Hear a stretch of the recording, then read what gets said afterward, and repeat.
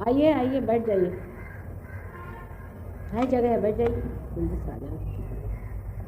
अभी भी ये सोच रहा है या नहीं आना।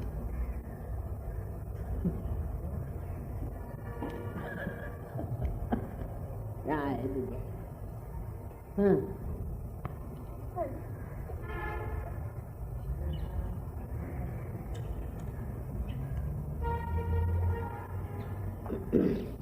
आज सवेरे मैंने आपसे बताया था अंग्रेजी में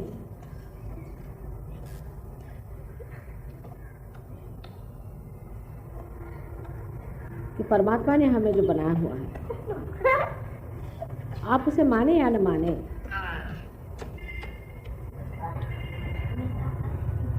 उसका अस्तित्व आप समझे या न समझे, वो है। और उसने हमें जिस प्रकार बनाया, जिस तरह से बनाया है, वो भी एक बड़ी खूबी की चीज़ है।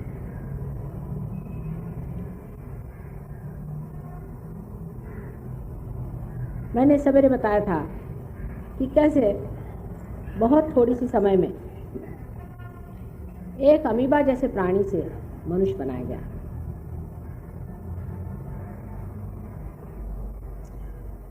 और अब मनुष्य बनाया गया सो क्यों, और आगे उसका क्या होने वाला है, या ऐसे ही अब ऐसे ही भटकता रहेगा।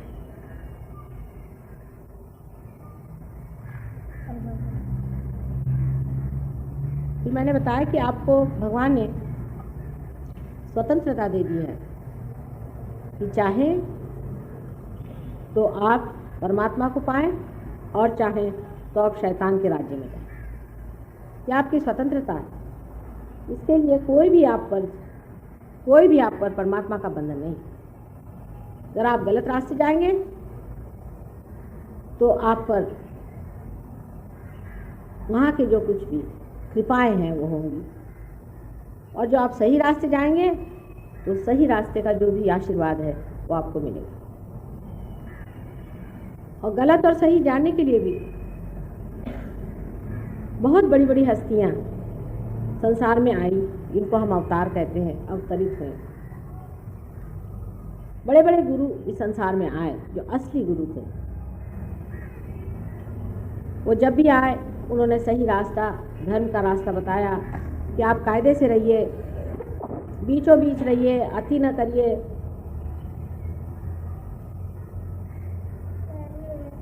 धर्म के नाम पर जब जब कोई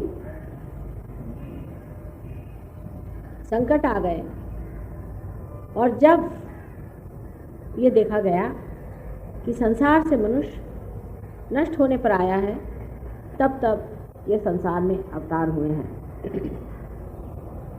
अब इन अवतारों को संसार में आकर के जो कार्य करना था वो उन्होंने किया, लेकिन इसका मतलब ये नहीं है कि वो अवतार हुए और खत्म हो चुके। उनका भी अपने अंदर निशान बना हो, उनके भी अपने अंदर माइलस्टोन्स बने हुए, उनका भी चित्र हमारे अंदर बना हुआ है। वो भी हमारे अनेक जो हमारी प्रगति होती गई, उसके रास्ते पर अलग अलग जगह अपने अपने मंदिर बना के बैठ गए।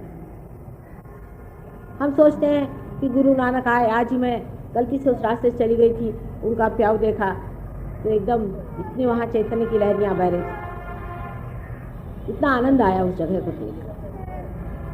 तो क्या गुरु नानक संसार में आए, बस वहाँ प्याऊ मात्र किया और चले गए? बिल्कुल भी नहीं। वो इतनी बड़ी हस्ती थी कि वो हमारे अंदर अपना घर कर गई। हमारे अंदर उनका एक स्थान है, गुरुओं का हमारे अंदर जो स्थान है उसी का इन्होंने सब कुछ बनाया हुआ। कल मैं आपको सब बारीकी में बताऊंगी कि ये सारे लोग जो अवतरित हुए हैं, इनका हमारे अंदर कहाँ कहाँ स्थान है और किस तरह से वो हमारी चालना करते हैं। अगर परमात्मा ने हमें इतने सुघड़ रीति से बनाया है, जैसे मैंने बताया कि एक आँख को देख लीजिए, क्या कमाल की चीज़ बनाई। अगर उसने अंदर वाकई में हमारे ऐसी सब चीज़ें बना दी हैं कि जिनकी वजह से हम आज चलते बोलते खाते पीते और संसार की सारी क्रियाएं करते हुए भी परमात्मा को चिंतन करते हैं,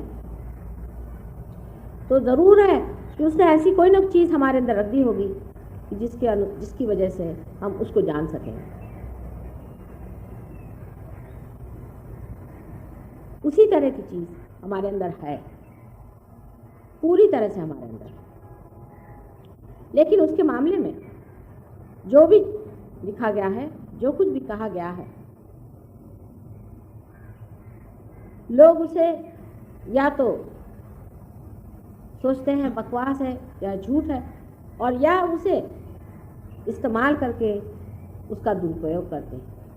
उसे लोग पैसा बनाते हैं, रुपया बनाते हैं, कहते हैं हम आपको भगवान से मिलाएंगे, ये तरीका भगवान को मिलाने का है, वो तरीका भगवान को मिलाने का है, आपकी जितनी श्रद्धा हो उतना हमें दे दीजिए। और इस श्रद्धा के नाम से आपको नोचते खसोटते रहते। जो धर्म हमारे अंदर बसा हुआ है, इसको इन्होंने लाके बाहर बसा दिया और उस पर रुपया पैसा बनाने लग गए। तो आज के जो बच्चे हैं, जो पढ़े लिखे बुद्धिजीवी बच्चे हैं, उनको शंका होने लगती कि ये धर्म होता क्या है? धर्म के नाम पे तो नोच खसोट, मारा मारी और तरह की जैसे लूट मार, बड़े से बड़े चोर डाकू भी जो काम नहीं करेंगे, ऐसे काम ये धर्मात्मे करते हैं। तो ऐसे धर्म पे विश्वास करना चाहिए या नहीं करना चाहिए? और यही समाज सबसे अच्छा है, जबकि सहयोग आपके सामने आ गया है। मैंने कल कहा था कि धर्मांधता एक तरफ और दूसरी तरफ अविश्वास के बीचों बीच सहयोग का दर्शन होना जरूरी था, और इसीलिए ये समय ऐसा आ गया है कि आप इसे पालें, जिसे हम परमात्मा कहते हैं। अपना भारतवर्ष एक योग भूमि है, ऐसे बहुत से लोग लेक्चर देते हैं, खास करके जो राजकारण में हिंदू धर्म को संस्थापन कर रहे हैं। मुझे तो हंसी आती है, इनमें से कितने लोगों को हिंदू धर्म क्या है ये भी मालूम है। वो ये भी नहीं जानते हैं कि हमारे ऋषि मुनियों ने मनन करके कौन सी चीज़ की खोज लगाई थी, कौन सी चीज़ का पता लगाया था, वो भी नहीं जानते। हमारा देश एक विशेष तरह का देश है। देखिए यहीं पर एक छत मात्र है, चारों तरफ खुला हुआ है। इस वातावरण में बैठ करके आप हमारे लेक्चर सुन रहे हैं। पर देश में जहाँ हम रहते हैं, लंदन में, ऐसे अगर आप 10 मिनट भी कहीं बैठ लें तो शर्त हो जाए। हर समय बरसात, हर समय आफत, हर समय कड़ी सी कड़ी ठंड, जिसमें आदमी चल भी नहीं सकता। एक तरह के निसर्ग के कोप में रहने वाले देश, वहाँ चलना फिरना भी मुश्किल। अगर आप घर से निकलिए तो आपको आधे घंटे तो तैयार होने में लगेगा। जूते पहनिए, मोजे पहनिए, ऊपर से 3-4 लबादे डालिए, सर ढकिए। अगर आप वैसे ही बाहर चले गए तो हो गया आपका खाता। ऐसे देशों में जो लोग पैदा हुए थे, उनको पूरी समय नेचर से आवाहन लेना पड़ता था, निसर्ग का उनके ऊपर में चैलेंज रहता। और उस चैलेंज की वजह से, उस आवाहन की वजह से उनकी दृष्टि बाहर की ओर गई। उन्होंने सोचा भाई घर कैसे बनाए जिसमें बिल्कुल भी सर्दी न लगे, वाहन कैसे बनाए जिससे इधर उधर जाते हो बर्फ की तकलीफ ना हो, नहीं तो उसकी नुकीली चोट खा जाती है बिल्कुल इंसान। हम लोग बड़े भाग्यशाली हैं, आपको पता नहीं कि हमारी जो आबो हवा है, एक इंसान अगर संतोषी हो तो एक पेड़ के नीचे भी आराम से रह सकता है, जंगलों में भी रह सकता है। खाने पीने को सस्य श्यामला भूमि है।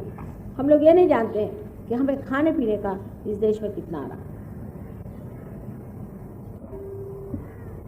उन देशों में एक भी चीज़ आपको पेड़ की लगी हुई खाने को नहीं मिलती, सब टीनों में डाली हुई, पता नहीं कहाँ से कितने वर्ष पहले चली हुई सब मिलती। यानी यहाँ तक कि गोश्त मछलियाँ भी ऑस्ट्रेलिया जैसे देशों से और न्यूजीलैंड जैसे देशों से आती। आप सोच लीजिए कहाँ वो कहाँ ये। और यहाँ पर आपको जितनी चीज़ें उपलब्ध हैं उन देशों में नहीं। जैसे कि एक सिल्क का कपड़ा अगर वहाँ पे आप दिखाएं तो लोग सोचते हैं कि आपसे रईस कोई नहीं होगा, और अगर कॉटन आप पहनते हैं तो लोग सोचते हैं कि आप इतने रईस हैं कि कॉटन आप कैसे पहन लें। वहाँ तो हर समय आप नायलॉन ही पहनिए, उसके से और कुछ पहन ही नहीं सकते। और कॉटन भी पहनते उसमें भी नायलॉन मिला रहता है, क्योंकि वहाँ इतना महंगा है कॉटन पहना कि लोग तरसते रह जाते हैं। वहाँ की वॉइल अगर आपसे मैं बताऊँ, अभी भी वॉइल वहाँ पर मैंने देखी थी तो करीबन 200 रुपया गज की थी वॉइल, सादी वॉइल, जिसमें कि एक गज में हम 200 रुपये में अच्छी साड़ी यहाँ की वॉइल की ले लें, 200 तो बहुत हो गए। ऐसे देश में जहाँ की इस तरह की उपलब्धियाँ नहीं हैं, जहाँ आदमी आसानी से नहीं रह सकता, ऐसे देश में लोगों का बाहर जाना और बाहर की निसर्ग का व्यवस्था करना बिल्कुल ही ज़रूरी था। उसके बगैर वो रह नहीं सकते, वहाँ कोई रह नहीं सकता इस तरह से जैसे आप रह लो। लेकिन आपका देश ऐसा नहीं है। आपका देश परमात्मा ने विशेष रूप से बनाया।